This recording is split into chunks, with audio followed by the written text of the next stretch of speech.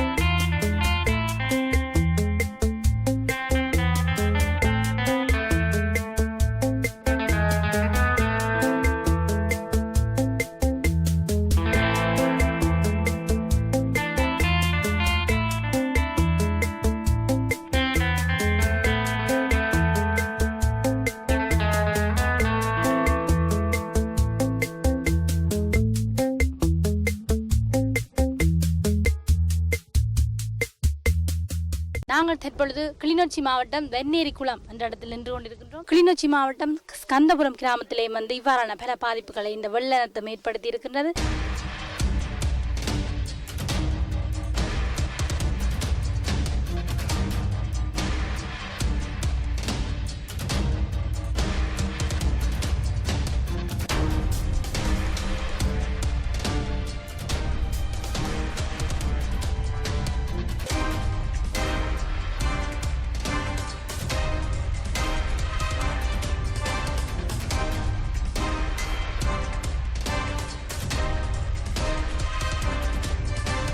தாய் நாட்டிலே அண்மைய காலமாக ஏற்பட்ட வெள்ள அனர்த்தம் காரணமாக பல கிராமங்கள் பல்வேறு பிரச்சனைகளை சந்தித்துக் கொண்டிருக்கின்றது. அந்த வகையில் நாங்கள் தற்பொழுது கிளிநொச்சி மாவட்டம் வெண்ணேரி குளம் என்ற இடத்தில் நின்று கொண்டிருக்கின்றோம்.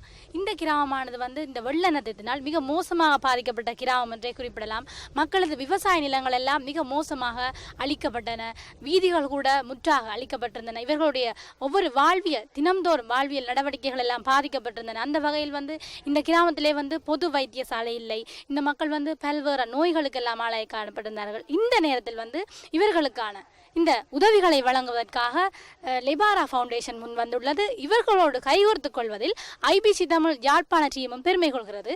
இன்றைய நிகழ்ச்சியிலே நாங்கள் இந்த வெள்ள அனர்த்தம் தொடர்பாகவும் அதைவிட இவர்கள் வழங்குகின்ற உதவிகளை பற்றியும் இந்த மக்களிடம் கேட்டு தெரிந்து கொள்வோம். பாருங்கள் எம்மை தொடர்ந்து.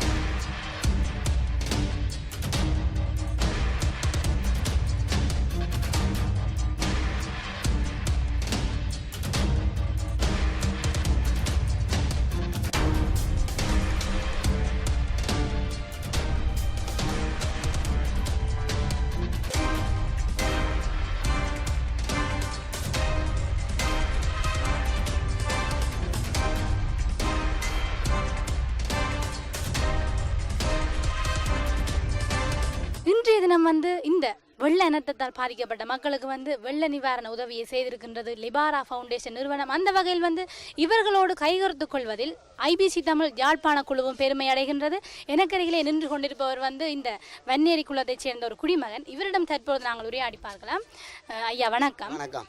இன்றைய தினம் ஒரு சிறிய உதவியாக இருந்தாலும் இந்த அவசர நேரத்தில் உங்களுக்கு இது பேருதவியாக இருக்கும் என்று நான் நினைக்கின்றேன். இதை பற்றி நீங்கள் என்ன கருதுகின்றீர்கள்? முன்னைய நாட்களிலே வெள்ள அனர்த்தம் ஏற்பட்ட பொழுது இப்படி யாராவது செய்திருக்கிறார்களா? இன்றைய தினம் என்ன இதை பற்றி நீங்கள் குறிப்பிட விரும்புகிறீர்கள்? குறிப்பிட்ட சில நிறுவனங்கள் சில உதவிகளை செய்தது. ஆனால் நாங்கள் சரியாக பாதிக்கப்பட்டு தான் இந்த வெண்ணேரி குளத்தில் இருக்கிறோம். நாங்கள் இப்போ கிட்டத்தட்ட 40 வருஷமாகச்சு. நாங்கள் ஒரு நாளும் பாதிக்கப்பட்டு 2 புள்ளிகளையும் இழந்திருக்கிறோம். அது மாதிரி இப்போ வெள்ளத்தாலும் பாதிக்கப்பட்டிருக்கிறோம். மற்றது இந்த வயல்கள் மாடுகள் எல்லாம் செத்துருக்கு. கணக்கு ஆடு கோழி எல்லாம். அடுத்து உங்களுடைய விவசாய நிலங்கள் எல்லாம் முற்றாக அழிக்கப்பட்டிருந்தது. அந்த நேரத்தில் வாழ்வாதாரத்துக்காக என்ன செய்தீர்கள்? வாழ்வாதாரத்துக்கு ஒரு உதவியும் இல்லை. சில நிவாரண பொருட்களை சில நிறுவனங்கள் குறுகிய அளவில் தான் எங்களுக்கு தந்தது. இது எங்களுக்கு இப்போ ஒரு பேருதவியாக அமைஞ்சிருக்கு. இவர்களுக்கு நீங்கள் உங்களுடைய மனநிலை இப்பொழுது எப்படி இருக்குது? இப்போ எங்களுக்கு வேலை சந்தோஷமாக இருக்குது. கண்டோடனே வேலை ஒரு கிழமை கண்டாலும் நம்ம வைத்து பாட்டு உங்களுடைய வாழ்க்கைக்கு வாழ்வாதாரத்துக்கு தேவையான பொருட்கள் எல்லாம் இந்த பொதிக்குள் இருக்கின்றது. இதை வைத்து உங்களுடைய ஒரு ஒரு சமநிலையான வாழ்க்கையை நடாத்த முடியும். எங்களுக்கு கொஞ்ச நாளைக்கு இது ஒரு மாதிரி சமாளித்து போகும் எங்களுடைய குடும்பத்துக்கு. இப்போ தற்போது ஒரு உதவியும் இல்லாமல் தான் நாங்கள் இங்கே இருக்கிறோம். இந்த உதவி எங்களுக்கு ஒரு பேருதவி அமைஞ்சிருக்கு. சரி, நன்றியா. என்னதான் வாழ்க்கையோடு இந்த மக்கள் போராடினாலும் கூட இயற்கையும் இவர்களுடைய வாழ்க்கை நடைமுறைகளை மாற்ற தவறவில்லை. அதற்கு காரணம் மக்கள் தான். மக்கள் இயற்கைக்கு இடையூறு எதிர்விளைவுகளை செய்யத்தான் தன்னுடைய கோர தாண்டவத்தை இயற்கை ஆடிக்கொண்டிருக்கின்றது. அந்த வகையில் இந்த வெண்ணேரி குளம் கிராமம் பல இந்த வெள்ள இனத்தால் பல பாதிப்புகளை எதிர்கொண்டிருக்கின்றது.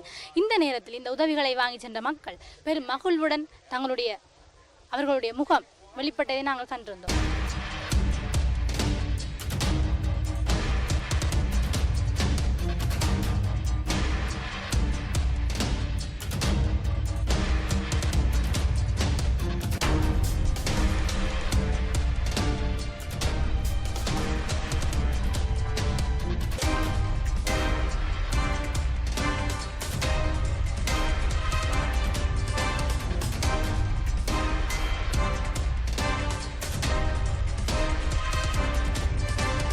எனக்கு அருகிலே நின்று கொண்டு இந்த வெண்ணேரி குளத்து கிராமத்து அபிவிருத்தி சங்கத்தினுடைய தலைவர்.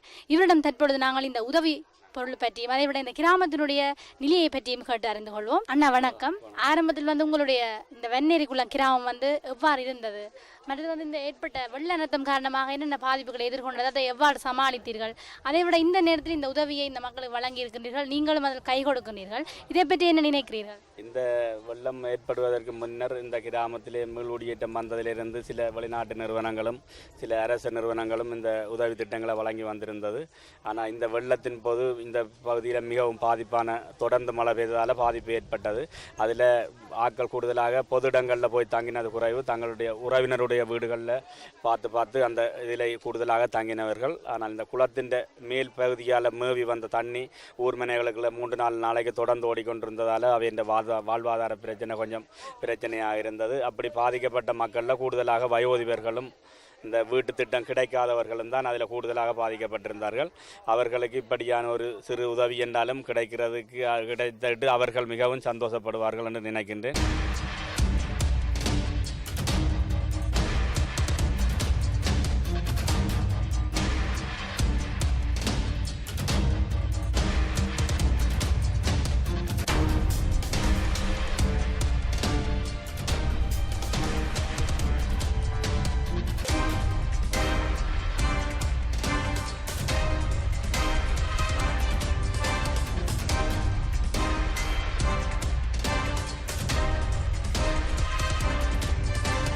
எங்களோட கிராமத்தின் வீதி மிகவும் ஒரு மோசமான நிலையில் பாதிக்கப்பட்டிருக்கு.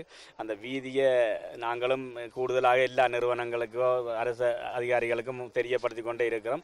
ஆனால் இதுவரையில் செய்து தரதாக கிடைக்க இல்லை. ஆனால் இனி வரும் காலங்களில் இப்போ நீங்கள் வரையக பார்த்துருப்பீங்க வீதியின் நிலைமையை.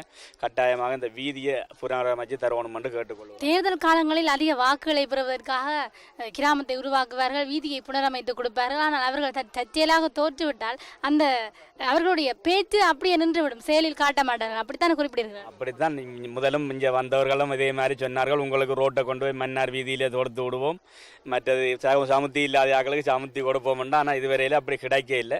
மற்ற எங்கட இந்த பூனேரி மண்டக்கல்லாறுன்ற ஆத்தால உவர் நீர் இந்த கிராமத்துக்கு உட்பு ஒரு குஞ்சு குளம் என்ற பழைய கிராமம் அழிவடைஞ்ச நிலையில் இருக்குது. இந்த வெண்ணேரி குளமும் இப்படியே விடுவோமாயிருந்தால் வெண்ணேரி குளமும் அழிகிற நிலைமை வரும். ஆனபடியாக ஒரு உவர் அணைக்கட்டுண்டு அணைச்சி தரணும் என்றதை கட்டாயமாக இந்த நேரத்தில் நிச்சயமாக இந்த நேரத்தில் உங்களுடைய கோரிக்கைகள் எல்லாம் பார்த்து கொண்டிருக்கின்ற புலம்பெயர் நாடுகளில் பார்த்து கொண்டிருக்கின்ற எங்களுடைய உறவுகளினுடைய காதுகளில் எதிரொலித்திருக்கும் என்று சொல்லி நான் நினைக்கின்றேன். உங்களுடைய கோரிக்கைகள் எல்லாம் எதிர்காலத்திலே நிறைவேற்றப்படும் நிச்சயமாக. இந்த நேரத்தில் நாங்கள் இறைவனை பிரார்த்தித்துக் கொண்டு இவ்வளவு நேரமும் பேட்டி தந்தமைக்காக ஐபிசி தமிழ் தொலைக்காட்சி சார்பாக உங்களுக்கு நன்றிகள். நன்றி.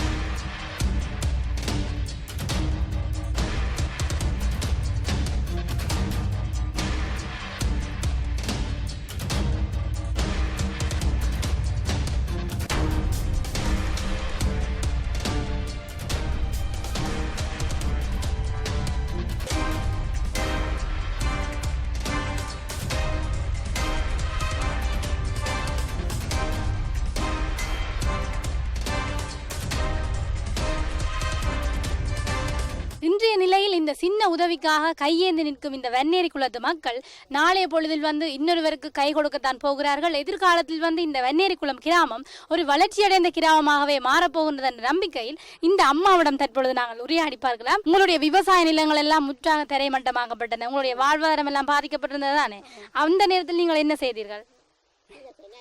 சோறு நின்று நாங்கள் கஞ்சி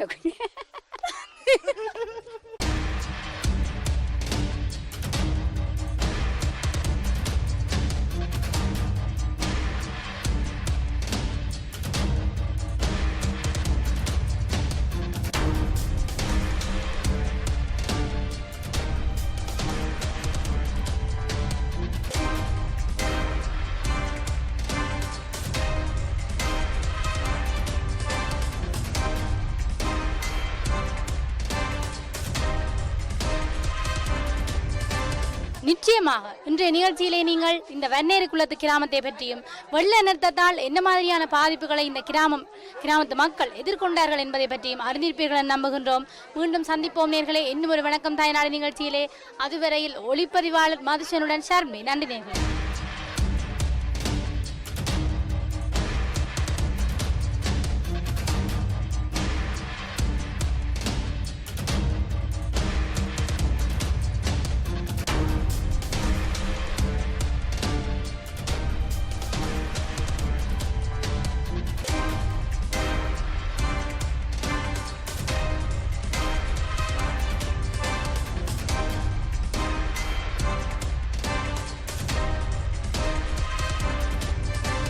நேர்கள் பார்த்து கொண்டிருப்பது வணக்கம் தாய்நாடு.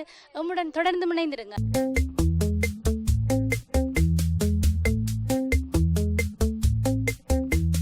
வணக்கம் தாய்நாடு.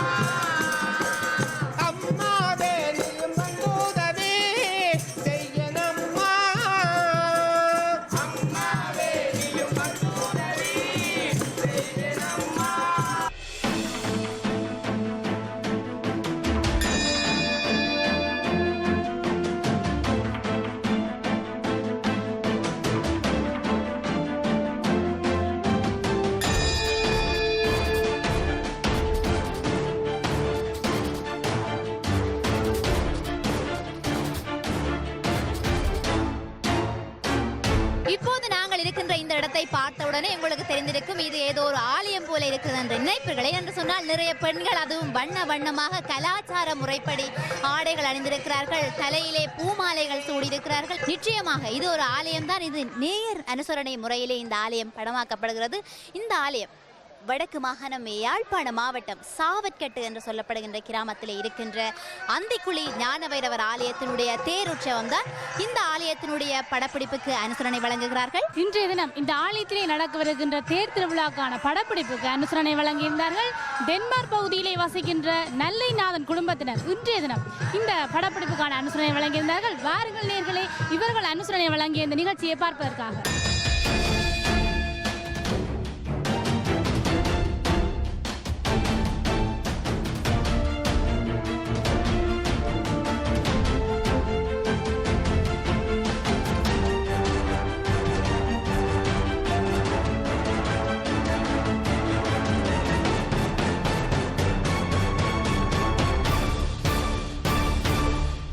விளையாட்டுகள் பல இருந்தாலும் கூட அதிலும் சிறப்பாக இந்த இடத்துக்கு வந்து சாவற்கட்டு என்று பெயர்வதற்கு காரணமே அந்த சாவற்கட்டு, அதாவது சேவல்களை கட்டி பந்தயத்திற்கு கட்டி விளையாடும் விளையாட்டிலே இவர்கள் மிகவும் திறமை வாய்ந்தவர்களாக இருந்தார்கள். அதன் காரணமாகத்தான் இந்த கிராமத்துக்கே சாவற்கட்டு என்று பெயர் வந்திருக்கிறது. அதைவிட இந்த அந்திக்குழி ஞானவைரவர் ஆலயமானது கிட்டத்தட்ட 100 வருடங்களுக்கு மேல் பழமை வாய்ந்த ஆலயமாக இருந்தாலும் இந்த ஆலயத்தினுடைய பெயரை வருகின்ற வருடத்திலிருந்து பெயர் மாற்றம் செய்ய போகிறார்கள். அந்திக்குழி ஞானவைரவர் என்ற பெயரை மாற்றி அந்திக்குழி சாமுண்டேஸ்வரி ஞானவைரவர் ஆலயம் என்று சொல்லி இந்த ஆலயத்தினுடைய பெயரை மாற்றம் செய்ய போகிறார்கள்.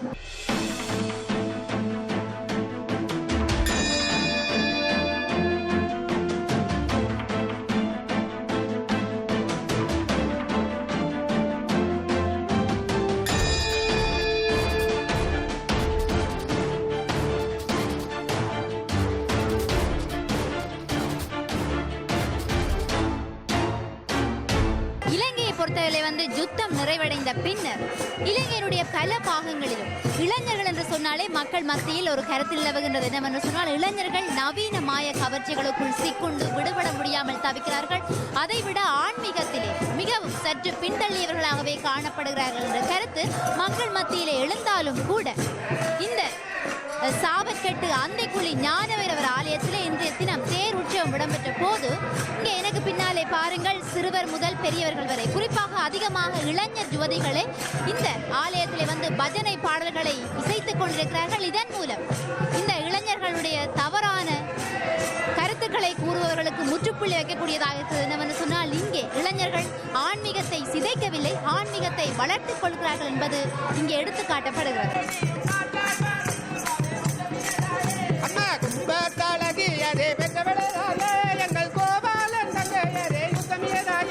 அதைவிட இப்போது பெரும்பாலும் ஆலயங்களிலே திருவிழாக்கள் என்று சொன்னால் அந்த பஜனை கோஷ்டிகள் நடாத்துகின்ற ஆட்களை பற்றித்தான் பாடல்களை படிப்பார்கள். ஆனால் இவர்கள் இந்த கிராமத்தை சார்ந்த இளைஞர் யுவதிகளாகவே காணப்படுகிறார்கள்.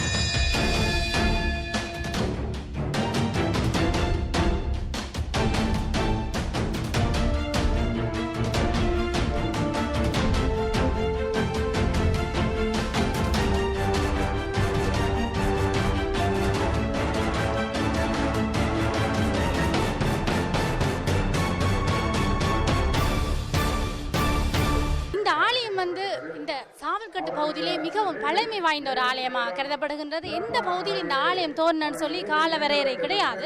அவ்வளவு பழமை வாய்ந்த ஆலயமாக இந்த ஆலயம் கருதப்படுகின்றது. அதற்கு ஆதாரமாக ஆரம்ப காலங்களில் இங்கே வேள்விகள் இடம்பெற்றதாகவும் குறிப்பிட்டிருந்தார்கள் இந்த ஊர் மக்கள். இதன் காரணமாக இந்த ஆலயம் பழமை வாய்ந்த ஆலயம் என்று சொல்லி இந்த வேள்வி இடம்பெற்றிருக்கின்றது என்ற கருத்துக்கு நாங்கள் அறிய முடிகின்றது. இந்த டென்மார்க் பகுதியிலே வசிக்கின்ற நல்லைநாதன் என்ன காரணத்துக்காக இந்த ஆலயத்தை படப்பிடிக்க சொன்னார் சொன்னால் அவர் இந்த ஊரில் வசித்திருந்த காலங்களில் சிறு வயது முதலே இந்த ஆலயத்துக்கு வந்து வழிபடுவாராம். அவருக்கு பல அற்புதங்களை இந்த ஞான வைரவர் நிகழ்த்தியதன் காரணமாக தன்னுடைய ஊரிலே தான் வாழ்ந்த ஊரிலே இருக்கின்ற இந்த ஆலயத்தை டென்மார்க்கிலே தான் பார்க்க வேண்டும் என்ற காரணத்துக்காக எங்களை படமாக்க சொல்லியிருந்தார். எங்களுடைய அந்த நிகழ்ச்சிக்கான படப்பிடிப்பு வழங்கின தில்லைநாதன் அவர்களுக்கும் நன்றி கூறுகின்றோம்.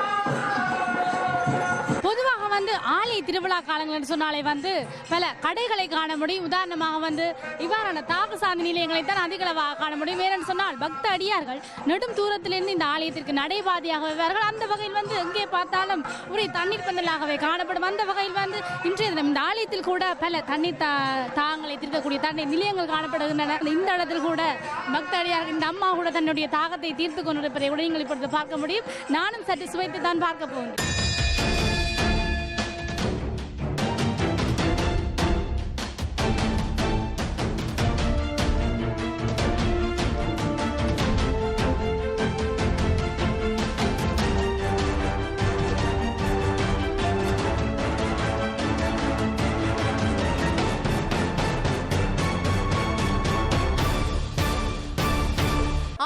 பொறுத்தவரை திருவிழாக்கள் தொடங்கிவிட்டால் திருவிழா அதாவது பூஜை வழிபாடுகள் எல்லாம் நிறைவடைந்த பின்னர் பெரும்பாலும் மக்கள் வரிசையாக நிற்பார்கள். என்ன காரணம் என்று உங்களுக்கு தெரியும். இங்கேயும் பாருங்கள் வரிசையாக நிற்கிறார்கள். என்ன காரணம் என்று சொன்னால் இங்கே அன்னதானம் வழங்கப்பட்டு கொண்டிருக்கிறது. அன்னதானத்தை சுவைப்பதற்காக இந்த மக்கள் வரிசையாக நிற்கிறார்கள். ஒரு பந்தி முடிந்துவிட்டது, அடுத்த பந்திக்கு செல்வதற்காக வரிசையில் நிற்கிறார்கள்.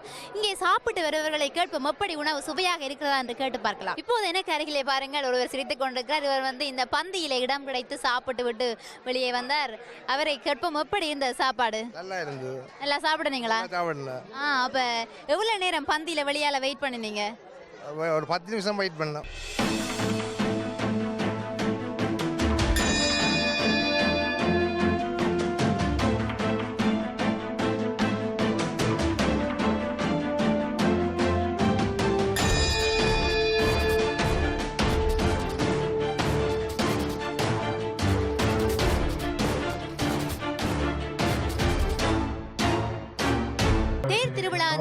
இறைவன் அழித்தல் தொழிலே தான் அன்றைய நாளிலே மேற்கொள்வார். அந்த வகையிலே அழித்தல் தொழில் என்று சொன்னால் இந்த தேர் வந்து வெளிவீதியால் சுற்றி வருகின்ற பொழுது இந்த இடத்துல இருக்கின்ற தீமைகள் அத்தனையும் இறைவன் அழித்து விடுவார். அப்படி தீமைகள் அத்தனையும் அழித்துவிட்டு அகோரமாக வருகின்ற இறைவனை அவருடைய அந்த அகோர தன்மையை குறைப்பதற்காக, அதாவது வந்து வெப்பத்தை குறைப்பதற்காக, அவரை குளிர்விப்பதற்காக வந்து இங்கே பல திரவியங்கள் அனைத்தும் கலக்கப்பட்டு வேப்பமிலைகள் நிறைய இந்த பெரிய வாழைக்குள்ளே போடப்பட்டிருக்கிறது. இந்த நீரை எடுத்து இங்கே வருகின்ற இறைவனுக்கு பச்சை சாத்தி அதன் பின் இறைவனை குளிர்வித்த பின்னர் தான் ஆலயத்தினுடைய உட்பகுதிக்கு கொண்டு செல்வார்கள்.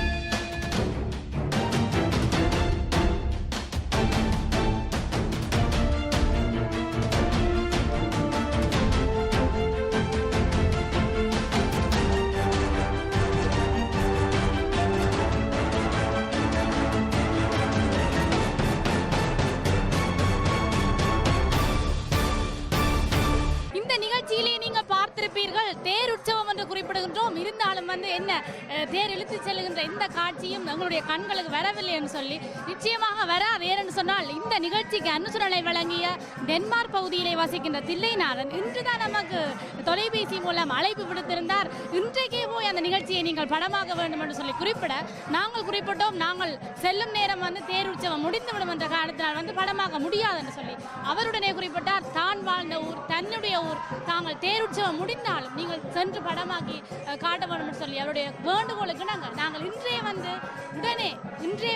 இன்றைய படப்பிடிப்பு நிகழ்த்தி அதை இன்றைய உங்களுக்கு ஒளிபரப்பு செய்கின்றோம். இருந்தாலும் வந்து இந்த நிகழ்ச்சியில் தேர் காட்சிகள், தேர் இழுக்கின்ற காட்சிகள் வரவில்லை. இருந்தாலும் அந்த அன்பான உள்ளத்தினுடைய கோரிக்கைக்கு நாங்கள் இன்றைய தினம் இங்கே வந்து படமாக்க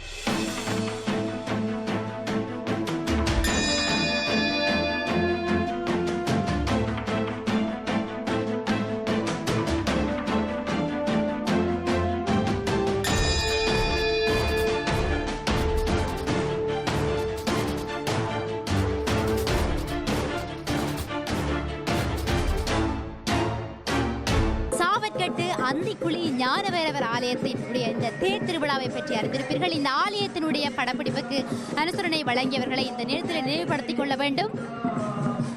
சாவல்கட்டு பகுதியிலே பழமை வாய்ந்த இந்த ஞானவைரவர் ஆலயத்தில் இடம்பெற்ற தேர் திருவிழாக்கான படப்பிடிப்புக்கு அனுசரணை வழங்கியிருந்தார்கள் டென்மார்க் பகுதியிலே வசிக்கின்ற நல்லைநாதன் குடும்பத்தினர். இவர்களுக்கு நன்றியை தெரிவித்துக் கொள்கின்றோம். இந்த இடத்திலிருந்து இந்த நிகழ்ச்சியை நாங்கள் நிறைவு செய்து கொண்டு மீண்டும் சந்திப்போம் நேயர்களே. இன்னும் ஒரு தாய்நாடு நிகழ்ச்சியில் ஒளிப்பதிவாளர்கள் தர்ஷன், புவி மற்றும் மௌஷனுடன் இணைந்து விஷாணி மற்றும் ஷர்மி. வணக்கம் நேயர்களே.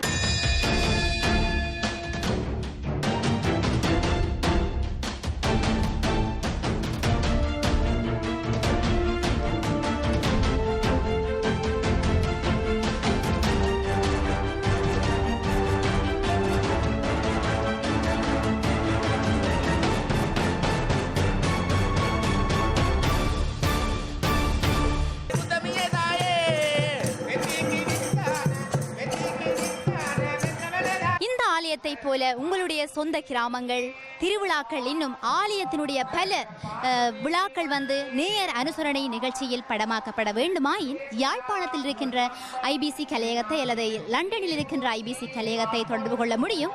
அந்த வகையில் இந்த இடத்திலிருந்து நாங்கள் இந்த நிகழ்ச்சியை நிறைவு செய்து கொண்டு இன்னும் ஒரு நிகழ்ச்சிக்குள்ளே செல்வதற்கு முதல் இப்போது நாங்கள் ஒரு சிறிய விளம்பர இடைவெளி எடுத்துக்கொள்ளப் போகிறோம்.